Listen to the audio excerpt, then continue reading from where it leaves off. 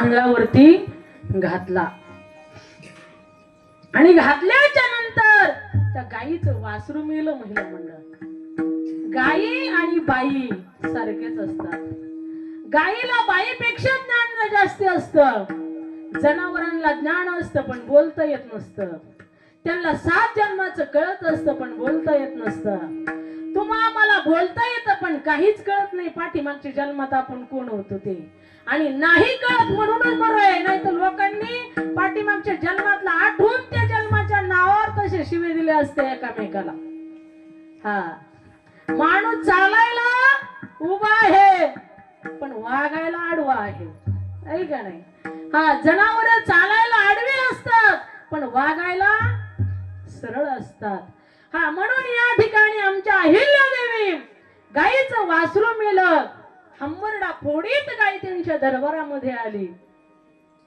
आपल्या तोंडाने अहिल्यादेवीचा पदर धरला आणि घळघळ घळघळ घळघळ डोळ्यातून अश्रू वाहू लागले. अश्रू वाहत असताना त्या ठिकाणी अहिल्यादेवीने ओळखलं हिला मला काहीतरी असं सांगायचंय. आणि त्या ठिकाणी पदराला धरलेलं असतं त्या गायीने अहिल्यादेवीच्या. आणि ती गायी पुढे चालली. देवी त्यांच्या पाठोपाठ चाललेले आहे.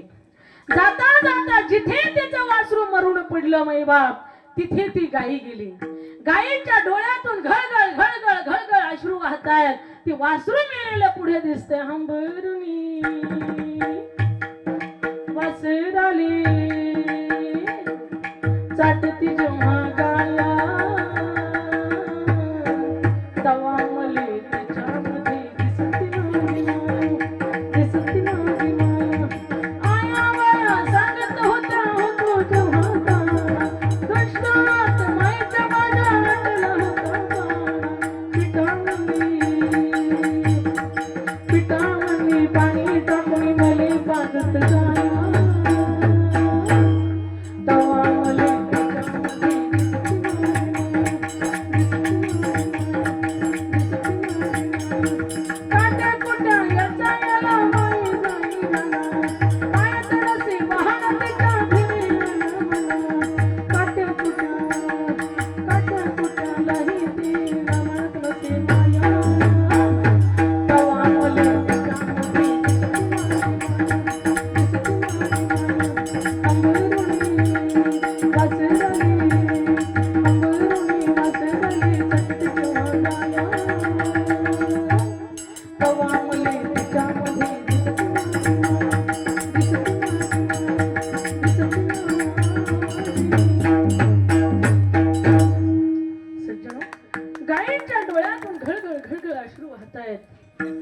आणि त्या अहिल्या देवीच्या डोळ्यातून घळघळ अश्रू वाहतायत.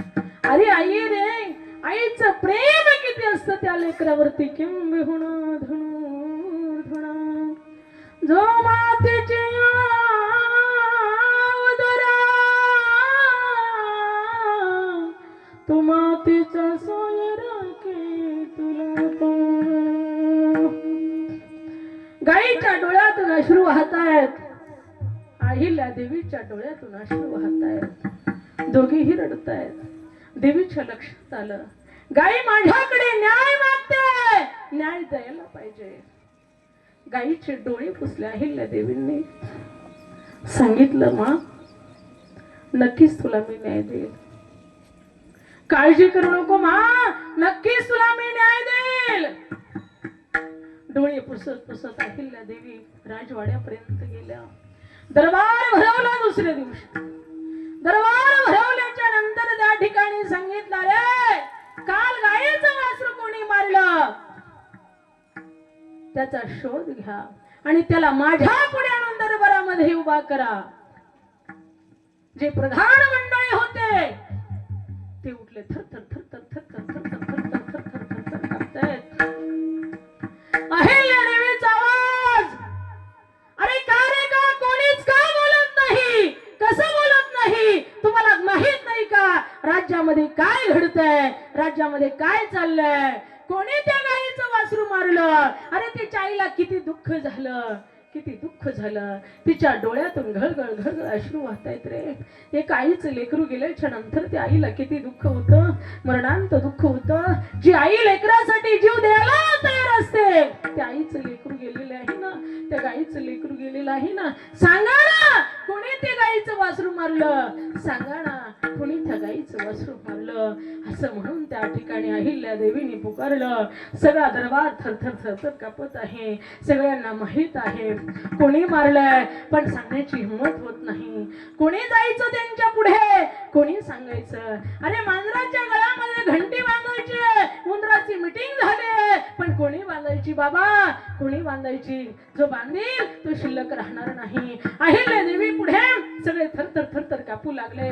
कोणी सांगायचं, कोणी आवाज उठवायचा. त्या ठिकाणी सगळे सरदार मंडळी उठले, थरथर थरथर कापू लागले. दोन्ही डोळ्यातून अश्रू वाहू लागले. आई साहेब माफ करा हो, माफ करा. आपल्याच राजकुमाराकडून ते गाईचं वासरू मेले हो, आपल्याच राजकुमाराकडून गाईचं वासरू मेले. तुम्ही तर प्रति